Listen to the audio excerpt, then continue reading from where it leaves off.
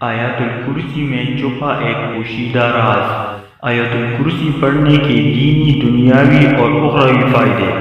جو شخص مصیبت اور سختی کے دنوں میں آیت الکرسی پڑھے گا تو اللہ اس کی فریاد رسی کرے گا اور اس کی مصیبت و سختی رفع ہوگی۔ آیت الکرسی پڑھنے والا شیطانی سازشوں سے بلکہ اس کا گھر والے اور گھر کا تمام سامان۔ محترم ناظرین، حدیث شریف میں ہے کہ جو شخص مصیبت اور سختی کے دنوں میں آیت الکرسی اور سورہ بقرہ کی آخری 3 آیات پڑھے گا تو اللہ پاک اس کی فریاد رسی کرے گا اور اس کی مصیبتیں اور سختی رفع ہوگی۔ حدیث میں آتا ہے کہ جس شخص نے رات کو سوتے وقت آیت الکرسی ایک بار بھی اگر پڑھ لی تو صبح تک ایک فرشتہ خاص طور پر اس کی حفاظت کرتا ہے اور شیطان پڑھنے والے کے پاس نہیں آ پاتا۔ اور نہ صرف یہ کہ پڑھنے والا شیطانی سازشوں سے اور آفتوں سے محفوظ رہتا ہے بلکہ اس کا گھر والے اور گھر کا تمام ساز و سامان بھی ہر قسم کی آفتوں سے محفوظ رہتا ہے۔ جب ہم سارا دن کام کر کے رات کو تک ہارے اپنے بستر پر لیٹتے ہیں تو فوراً نیند آ جاتی ہے، یا پھر لیٹ کر اپنے موبائل فون میں سوشل میڈیا کا بے مقصد استعمال کرتے ہیں، جس سے کہ نہ صرف ہماری نیند میں خلل پیدا ہوتی ہے اور ہم وہ رات بے چینی میں گزارتے ہیں، بلکہ وہ وقت اور رات ہم اللہ کے ذکر سے بھی محروم ہو جاتے ہیں۔ ہم مسلمانوں کے لیے یہ ضروری ہے کہ سوتے وقت اللہ کا نام لے کر سوئیں، اور جب ہم قرآن پاک کی سب سے طاقتور آیات یعنی آیت الکرسی پڑھ کر سوتے ہیں تو اللہ ہماری حفاظت کے لیے ایک فرشتہ بھیجتا ہے جو برے خوابوں اور تمام برائیوں سے پوری رات ہماری حفاظت کرتا ہے، اور ہم پوری رات اللہ کی حفاظت میں سکون کی نیند سوتے ہیں۔ قرآن پاک کا ہر ایک لفظ ایک معجزہ اور تمام انسانیت کے لیے ہدایت کا راستہ ہے، لیکن قرآن میں کچھ آیات ایسی بھی ہے جو اپنے اندر موجود خصوصیات کی وجہ سے ایک اہم مقام رکھتی ہے، اور قرآن میں آیت الکرسی کو وہ مقام حاصل ہے جس میں اللہ کی حاکمیت اعلیٰ کا بہترین خلاصہ موجود ہے۔ یہ قرآن کی سردار آیت الکرسی ہے۔ جب ہم اس آیت میں موجود مقصد کو تلاش کرتے ہیں تو ہمیں معلوم ہوتا ہے کہ اللہ نے ہم پر کتنی نعمتیں نازل کی ہے، تو ہمیں اللہ کے سامنے سجدہ کر کے اس کا شکر ادا کرنا چاہیے، لیکن بعض مرتبہ ہم اپنی مصروف زندگیوں میں اتنا کھو جاتے ہیں کہ ہم اپنے ارد گرد اللہ کی نعمتوں کو نظر انداز کر دیتے ہیں، لیکن کہیں نہ کہیں ہمیں ہمارے ناشکر دل کے اندر یہ خالی پن محسوس ہونے لگتا ہے کہ ہم جو بھی کچھ کر رہے ہیں یہ اللہ کے حکم اور فضل کے بغیر ممکن ہی نہیں ہے، تو ہم اس کا شکر کیوں نہیں ادا کرتے؟ اگر کہیں یہ تمام نعمتیں اللہ ہم سے واپس لے لے تو تب ہمارا کیا حال ہوگا؟ یہ سوال جب کسی کے ذہن میں آتا ہے تو وہ اللہ کی ان تمام نعمتوں کا شکر گزار بن جاتا ہے۔ جب ہم آیت الکرسی پڑھتے ہیں تو ہم اللہ کی عظمت کو تسلیم کرتے ہیں، اور جب ہم آخر میں یہ پڑھتے ہیں وہی ہے سب سے بلند عظمت والا، تو ہم اس کی عظیم طاقت کا شکر ادا کرتے ہیں، اور جب ہم ہر نماز کے آخر میں آیت الکرسی پڑھتے ہیں تو اللہ تعالی ہمارے دلوں کو اپنی نعمتوں اور شکر سے بھر دیتا ہے۔ حدیث پاک صلی اللہ علیہ وآلہ وسلم میں آیت الکرسی کو قرآن کی سب سے افضل آیت قرار دیا گیا ہے۔ بچپن سے لے کر اب تک دن میں کئی مرتبہ ہم اسے پڑھتے ہیں، گھر سے نکلتے وقت، گھر میں داخل ہوتے وقت، کسی بھی مشکل یا مصیبت میں، لیکن اکثر اوقات اس کے معنی سے ناواقف ہوتے ہیں۔ حدیث پاک کے مطابق ہر فرض نماز کے بعد اسے پڑھنے سے جنت میں داخلے کی ضمانت ہے۔ جو شخص اسا صبح شام پڑھتا ہے اللہ کی حفاظت میں رہتا ہے اور شام کو پڑھنے والا صبح تک حفاظت الہی میں رہتا ہے۔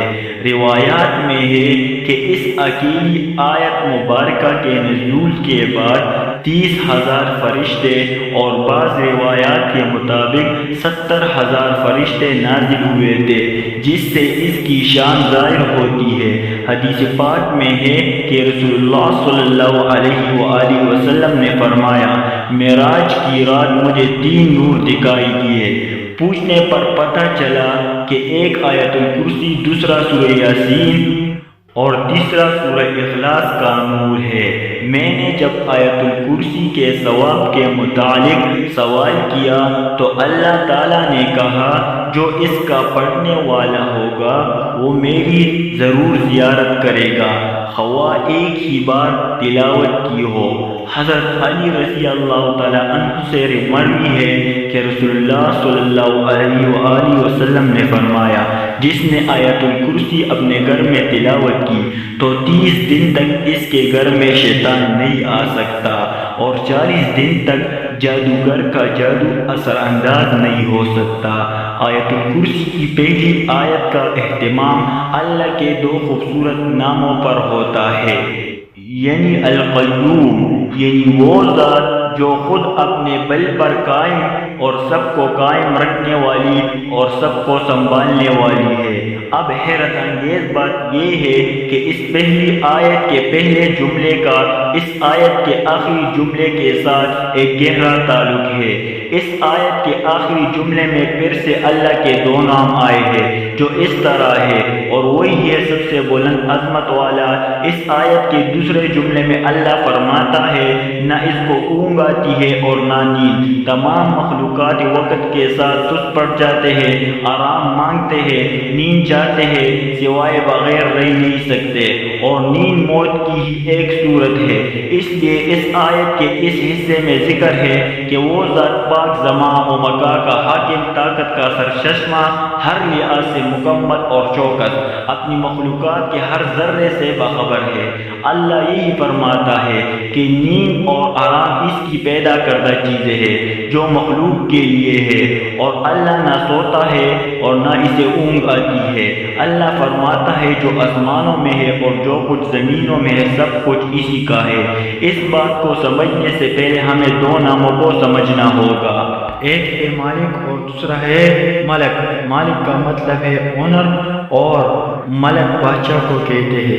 اب ان دونوں میں بہت زیادہ فرق ہے، ملکیت چیزوں کی ہوتی ہے جبکہ بادشاہ لوگوں پر کی جاتی ہے۔ اس آیت میں اللہ فرماتا ہے کہ جو آسمانوں میں ہے اور جو کچھ زمینوں میں ہے سب کچھ اسی کا ہے، یعنی وہ ہر چیز کا جو اس نے پیدا کیا اس کا مالک ہے۔